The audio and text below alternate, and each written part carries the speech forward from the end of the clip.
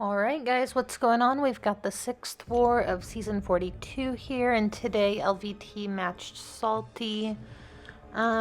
Salty's a very good alliance. I think that they are a top, like, you know, somewhere in the top 5 generally. So yeah, we know this is going to be a really tough war. We're also coming right off of our GT40 war, where GT40 found some success banning Tigra against us, so Salty did the same thing, probably really smart. But we did it to them too. So, okay, one of my fights is going to get cut off this war. It didn't record, but to supplement at the end, I put my friend Carl. He's my battle group mate and has been for like 3 years now, or maybe more. He took down a rank 5 Sasquatch boss with like 850,000 health or something like that with his Void. So I definitely wanted to show that. He played it so well. So yeah, I just wanted to show you guys that fight in case you're seeing like these big Mystic defenders with science bands or something. Void is still very much so a great option for a lot of them, and he got some pretty bad RNG in his fight, and it was still pretty quick. It was a 3-minute fight, so not too much to say about these fights. This is just going to be a mole man. Just fought Thing. Same thing, different day. There were a lot of fights that I could have taken in Section 1. Right there I assumed a parry and just made a mistake, so not the end of the world. Here he doesn't have any monster mass, so I decided to tap his block, but I am unblockable. And I could lock in spores, but I'm not going to. I'm just going to hit him down. He's almost dead at this point. We're like 20 seconds into the fight or something like that. So, very easy fight, diversity placement. Alright, so moving up here, I am going to take a Nick Fury on node 24. This has Buffet over time and Vigorous Assault on it.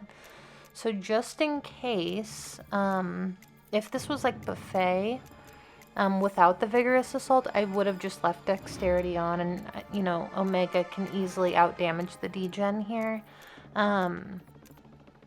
But because of the Vigorous Assault, I am going to go ahead and remove Dexterity for this fight. So, it's just a rank 4 Fury, not anything crazy.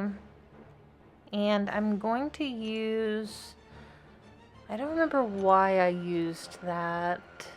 I think I used it for like all 3 of my fights, like coming up, just to help me build power faster. I'm not sure. But this is going to be super quick, so...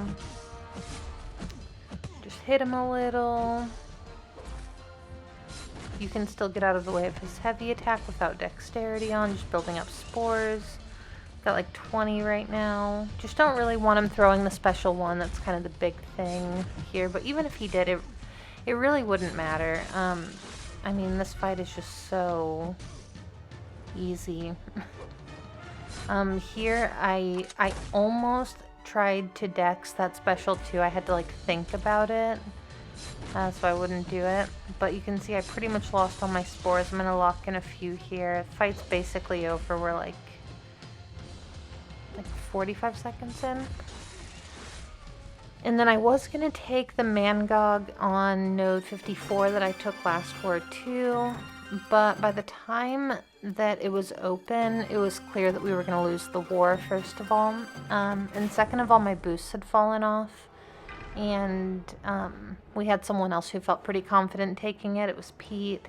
And he took the fight in like 30 seconds. So, okay, this fight is just going to be a Sauron. I'm going to use Omega Sentinel here. I can dash back as much as I want as long as he has a heal block on him. So... yeah, not like a hard fight. Definitely not the best node for this guy, in my opinion. But, yeah, and then the next fight, the fight that didn't record, was in Atuma, and I used Omega Sentinel for that fight too. I stopped the recording for a second because I was thinking about using Omega Red for it. I was trying to decide between the two. but I decided to go with Omega Sentinel, and it just, like, the recording never appeared. So either way, this fight is almost over. He's just being a little bit annoying here. I want to bait his special 1. Gonna go ahead and throw my special 3, and this is basically gonna end the fight. So, okay, next fight coming up here in just a second is going to be the Sasquatch boss takedown. Karl played this fight pretty much perfectly, and you're gonna kind of see, I did like a freeze frame in here so you guys could see how dangerous the fight gets the longer it goes on. The boss node still has Opportunist. It's 50% extra attack per buff on the defender, and he's going to be building up buffs throughout the entire fight. So Karl's going to take like a couple 5k blocked hits or something like that. But we did give him a like the Odin protection buff here. And another huge thing in this, and also some read pre-fights just to get started. And but no read petrify, that messes with fear of the void. You'll never get it throughout the entire fight. And yeah, and then I think a guidance too, just for like some extra damage.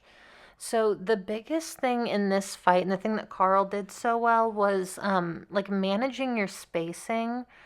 Against Sasquatch, it is so easy to get cornered when he's in Wrath. Like, if you don't punish his heavy attack, if you don't have him in his corner when Wrath starts, because his specials can't be punished when he's in Wrath. His heavy can, but his specials can't. So, Karl, anytime Sasquatch is not in Wrath, Karl is going to be pushing him back into his corner. By hitting his block, being aggressive, and that way when he is in Wrath, he's not just going to be getting like, you know, he's not going to be up against his wall, dexing heavies and specials and stuff like that. So super, super good, like management of his space and stuff there. And so when Sasquatch drops below, I don't remember if it's 40 or 50%. This is a max Sig Sasquatch, so he has a pretty high chance. His Sig gives him like a greater and greater chance to trigger regeneration on every hit. And against Void here, like that would have been a really good thing. And he is not going to trigger regeneration one time in this fight. Like, that is unbelievably unlucky. So right here, Karl took a little bit of a combo, not a huge deal.